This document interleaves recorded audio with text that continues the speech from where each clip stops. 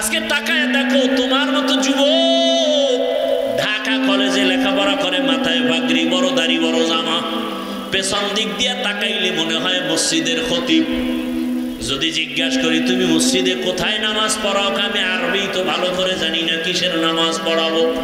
তোমার এই হালাত কেন? তুমি কই যাও? বলে ঢাকা কলেজে পড়ি।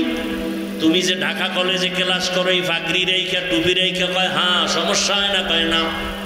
ক্লাসে তোমার শিক্ষক শিক্ষিকা নাই? কয় আছে। কিছু বলে না? কয় দোয়া করে যে আমাদের ছাত্র ছাত্রীদের মধ্যে এই ছেলেটা বড় ভদ্র, বড় নম্র, বড় সভ্য।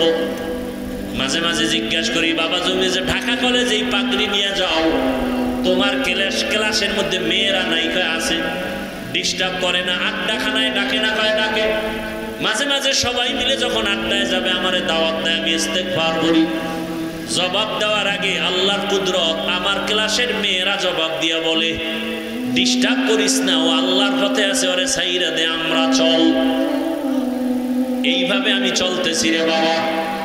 অতএব আমি যে কথাটা মেসেজ দিতে চাই, আমি একবারও বলি না তোমার মাদ্রাসায় যেতেই হবে, তাবলীগ করতেই হবে না, বরং মা বাবার দোয়া, শিক্ষকের দোয়া, উলামায়ে কেরামের দোয়া পরামর্শ নিয়া স্কুলে পড়িয়াও জান্নাত পাওয়ার পথ আছে না নাই?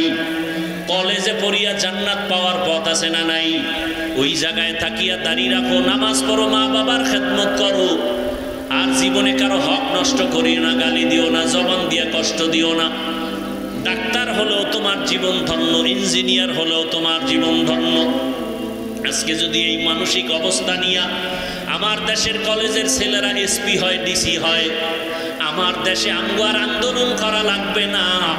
নামাজি ডিসি থাকলে কোরআনের বয়ান চলবে, অনুমতি লাগবে না।